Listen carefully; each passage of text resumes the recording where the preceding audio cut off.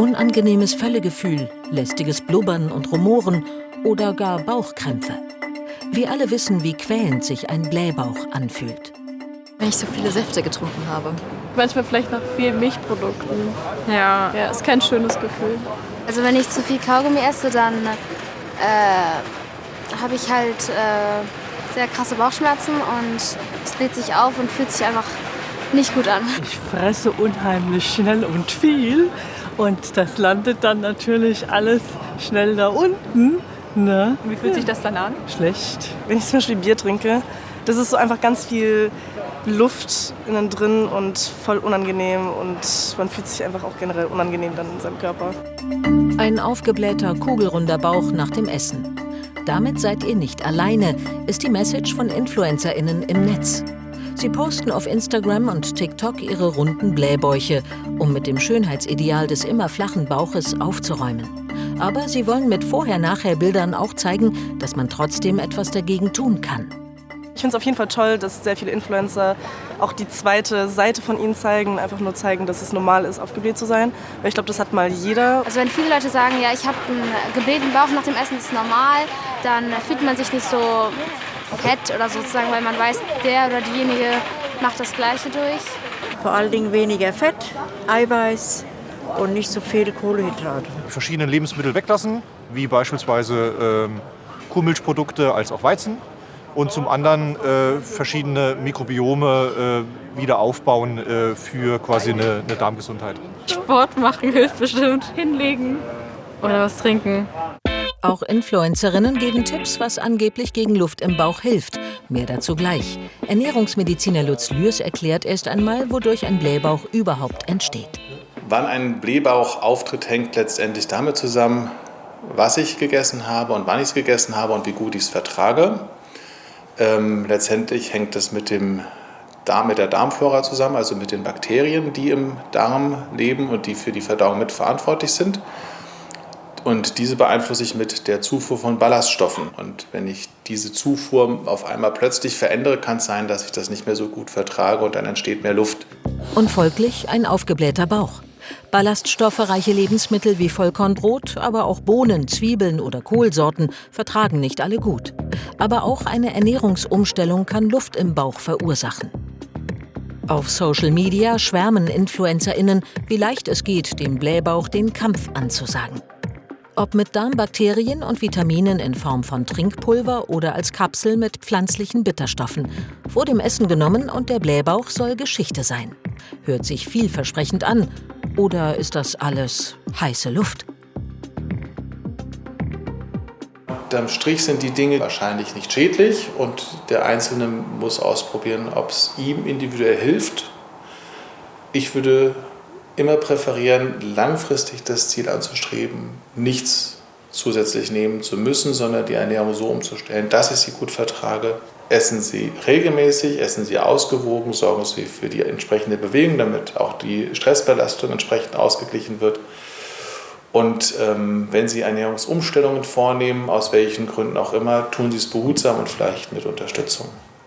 All das kann helfen, die lästige Luft im Bauch loszuwerden. Und wir holen uns jetzt die genannte Unterstützung bei diesem Thema von Dr. Matthias Zimmer vom Kettler Krankenhaus in Offenbach. Hallo. Hallo. Sie sind der richtige Mann, um uns zu erklären, was im Bauch stattfindet, weil Sie Facharzt für Innere Medizin und Gastroenterologie sind, also auch Experte eben für Magen-Darm-Dinge. Deswegen die Frage an Sie, welche Ursachen gibt es denn noch für einen Blähbauch? Also die häufigsten Ursachen mit für den Blähbauch sind ja wirklich Nahrungsmittel und damit natürlich einmal diejenigen, die aus so langkettrigen Zuckern bestehen, die wir auch in Kohlsorten, im Zwiebel drin haben. Die können wir nicht gut verdauen. Aber unsere Bakterien können die super gut verdauen. Und wenn die Bakterien dann fertig sind mit ihrem Werk, bilden sich Gase. Und die machen uns den Blähbauch und auch die Blähungen. Und wie wir gerade schon gehört haben, wenn ich das halt nicht so gut vertrage, dann muss ich halt ein bisschen weniger davon essen. Ich muss aber nicht darauf verzichten. Und stimmt es, dass auch in anderen Lebensmitteln, wo man es gar nicht denken würde, diese langkettigen Zucker drin sind? Ja, also durchaus in unseren modernen Brotsorten, die wir beim Bäcker um die Ecke, aber auch aus dem Supermarkt kriegen können. Das sind ja hochverarbeitete Lebensmittel und dort sind Zucker enthalten, die auch wiederum unser Körper nur zum Teil gut oder auch mehr schlecht verarbeiten kann. Unsere Darmbakterien freuen sich, weil die kriegen die dann ab, können die wieder schön umarbeiten zu blähenden Stoffen. Ja, und dann hat der ein oder andere dann doch mal ein Problem damit, aber nicht alle. Heißt, was wäre Ihr Rat in Sachen Brötchen und Brot? Nun, also wenn ich merke, dass mir nach dem Brot- oder Brötchengenuss der Bauch eher so ein bisschen bläht und es liegt nun wirklich nicht am Belag, dann doch mal den Bäcker wechseln, ja, oder sich zumindest auch mal darüber informieren, wie wird mein Brot eigentlich hergestellt und vor allen Dingen mit welchem Mehl.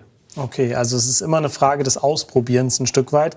Was ich ganz lustig fand, die Frau, die im Beitrag eben gesagt hat, wenn sie Kaugummi kaut, hat sie Blähungen. Haben Sie eine Erklärung als Arzt? Also vor allen Dingen dann, wenn sie damit auch meint, dass der Bauch sich so gebläht anfühlt. Eine Möglichkeit ist zum Beispiel, dass wir während des Kauens auch immer kleine Mengen Luft schlucken. Das ist ganz natürlich. Aber wenn ich natürlich jetzt das relativ hektisch mache, ja, und vielleicht auch noch mich sehr schnell dabei bewege, ne, laufe, spreche, Kaugummi kaue, dann kann ich auch mehr Luft verschlucken. Und das kenne ich auch von anderen Menschen, die auch bestimmte Atemnoterkrankungen haben. Und die japsen halt immer ein bisschen nach Luft und schlucken da auch ein bisschen Luft nach unten, macht denen auch manchmal einen Blähbauch. Okay. Unter Umständen kann die junge Dame durch ihr Kaugummi kauen einen ähnlichen Effekt erzeugt haben. Interessant. Ist nicht schlimm, stört halt nur. Interessant, dass wir die Luft tatsächlich von da oben bis da runter kriegen. Wir haben Ihnen eine ungewöhnliche Aufgabe zur Vorbereitung gegeben, weil ja die große Frage ist, wann sind Blähungen noch normal und wann vielleicht schon ein Fall für den Arzt? Sie sollten für uns recherchieren, sehr seriös, wie oft Pupsen am Tag normal ist. Also wissenschaftlich gesehen, da gibt es wirklich Untersuchungen zu und da haben wir auch entsprechende Fachliteratur, ist so 8 bis 10 Mal Blähen am Tag. Vollkommen gesund und normal und sollte auch gesellschaftlich anerkannt sein. Auch wenn wir das hier vielleicht jetzt nicht mehr so haben und so ein kleiner Pups immer für mehr Missstimmung oder Lachen sorgt als sonst wo auf der Welt. Ich lache jetzt auch. Ich bin halt kulturell geprägt. In Wirklichkeit gehört es zur Biologie dazu. Trotzdem wollen eben Menschen, dass es nicht zu viel ist. Gibt es irgendein Hausmittel, wo Sie sagen, ja doch, kann man mal probieren? Genau. Also wenn es wirklich darum geht zu sagen, also ich habe meine Ernährung jetzt schon angepasst und ich will jetzt doch mal ein Hausmittel ausprobieren, das vielleicht sogar schon bei den kleinsten Babys funktionieren könnte, wenn die einen geblähten Bauch haben, bis hin zum Erwachsenen. Genau. Schwarzkümmelöl. Das kann man durchaus mal ausprobieren. Das hat eine ganz gute Wirksamkeit. Es wird wahrscheinlich nicht allen und jedem zu jedem Zeitpunkt helfen. Aber gerade wenn man gemerkt hat, okay, der Bauch braucht noch ein bisschen Zeit, um mit der neuen Ernährung klarzukommen, das ist mal so eine Sache, würde ich ausprobieren. Ihr Kollege hat ja eben gesagt, es ist auch oft eine Ernährungsumstellung. Also wenn man zum Beispiel in Richtung mehr Ballaststoffe geht, hat man erstmal mehr Blähungen. Wie lange muss man das durchhalten, bis es sich wieder mäßigt und der Darm sozusagen fit ist für diese gesunde Ernährung? Also die denken, dass man es in Stunden oder 3 Tagen geschafft hat, muss ich leider heftig enttäuschen. Das kann Wochen und in seltenen Fällen auch mal ein paar Monatchen dauern, bis der Darm mit seinen ganzen Bakterien sich adaptiert hat. Okay, also da braucht man einfach Geduld, aber es lohnt sich. Vielen Dank, dass Sie uns zu diesem Thema aufgeklärt haben. Dankeschön.